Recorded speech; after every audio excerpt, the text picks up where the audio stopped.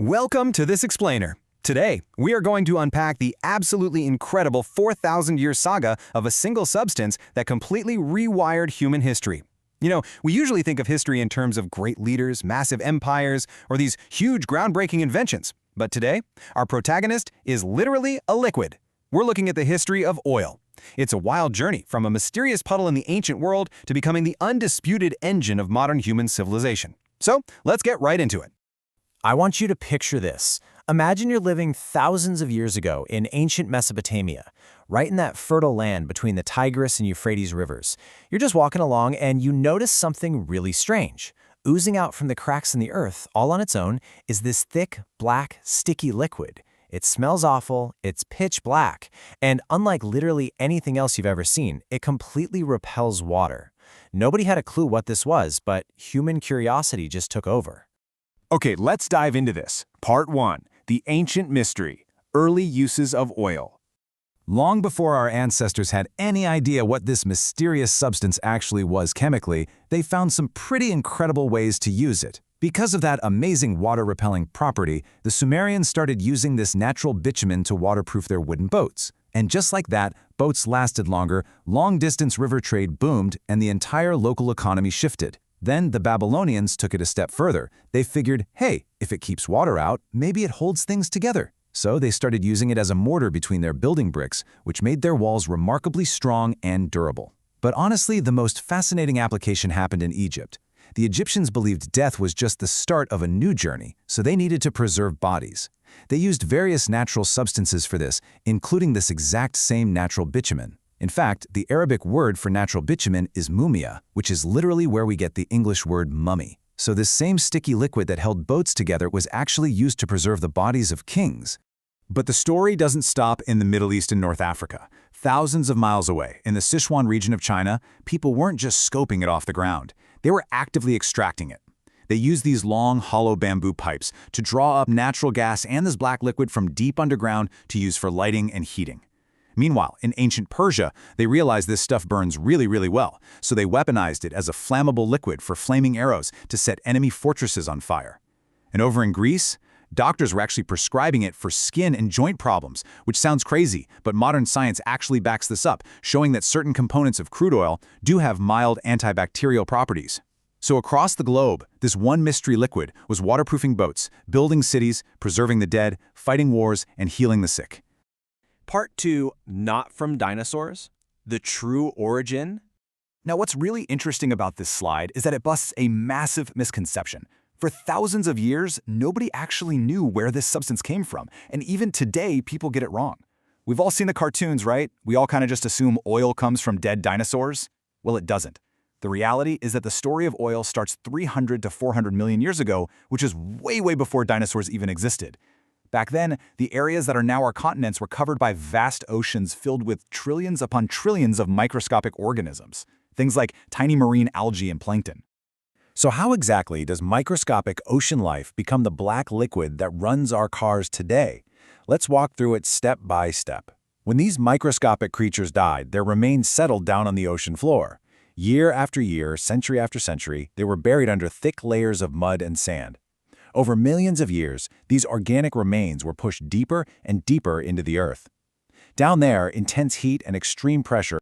Part 3. Modern Industry. The 19th Century. Fast forward with me to the mid-19th century. The Industrial Revolution is absolutely booming. Cities are growing fast, and humanity has a desperate need for light. Up until this point, the world mostly relied on whale oil to light their homes and their streets. But there was a major crisis brewing. Whales are being hunted at such an alarming rate that whale oil became incredibly scarce and extremely expensive. The world needed a cheaper, better fuel, and fast.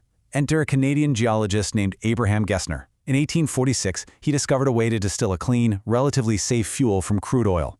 He called it kerosene. Almost overnight, people realized that if they could just find enough crude oil underground, they could build a massive, highly profitable industry to literally light up the world. But here's the multi-million-dollar question. How do you actually find it? Until this point, finding oil was pretty much just pure luck. You just had to hope it seeped out of the ground near you. But a man named Edwin Drake thought differently. Drake wasn't a scientist, actually. He was just a retired railway worker sent to Pennsylvania by a small company to see if he could drill for oil the same way people drilled for water. People honestly thought he was crazy. His funding completely ran out, but he just kept drilling. Then, on August 27, 1859, in the small town of Titusville, Pennsylvania, at a depth of just 69 feet, he struck black gold. The world's first commercial oil well was a massive success, and what followed was absolute chaos. A total oil rush began. Thousands of people flocked to Pennsylvania, transforming quiet little farms into literal forests of drilling towers basically overnight, and turning ordinary farmers into sudden millionaires.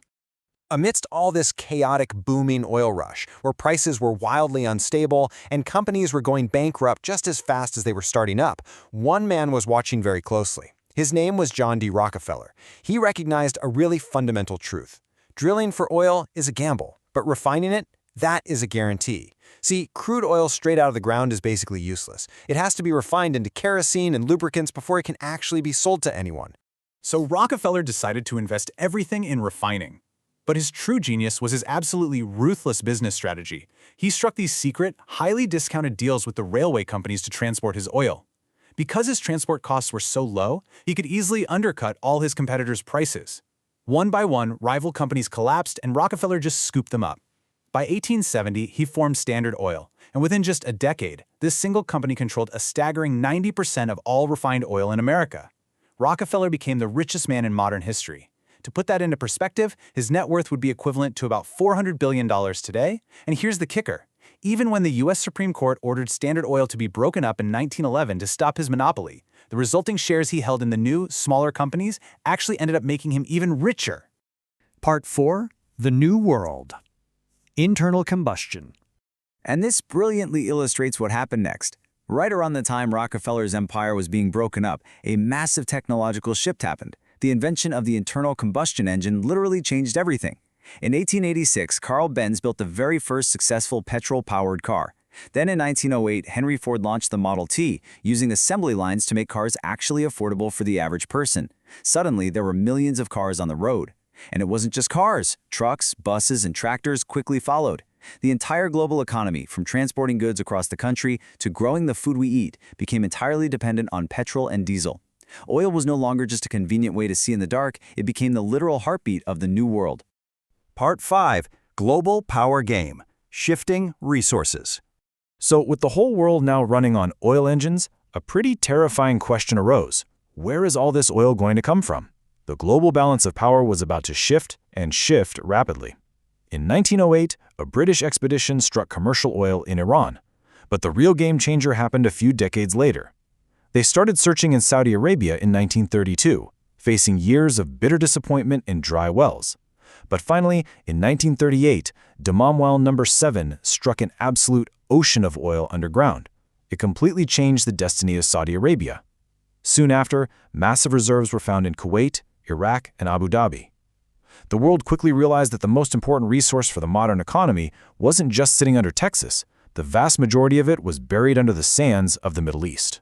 Initially, it was massive foreign companies extracting this oil and taking the lion's share of the profits. But these producing nations woke up to their own immense power. They realized the modern world simply could not function without their resources. So, in 1960, Saudi Arabia, Iran, Iraq, Kuwait, and Venezuela banded together to form OPEC. Their goal was simple, but incredibly powerful. Take back control of global oil production and start dictating the prices themselves. And the world found out exactly how much power OPEC wielded in 1973. A war broke out in the Middle East, and in response to certain Western nations supporting Israel, Arab oil producers decided to significantly cut their oil production and halt supplies to specific countries. The results were instantaneous and, frankly, devastating. We saw massive price spikes, incredibly long lines at petropumps where everyday people waited for hours, and crippling global inflation. It proved beyond a shadow of a doubt that a sudden disruption in oil supply could bring the entire global economy to its knees in just a matter of weeks. Which brings us to our final takeaway today.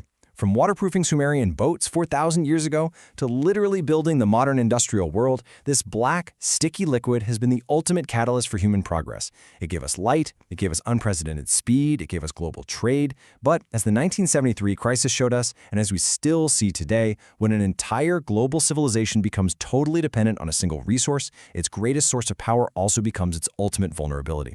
It really makes you wonder, as we look toward the future, how do we uncouple our civilization from the very substance that built it? Thank you so much for watching, and keep exploring.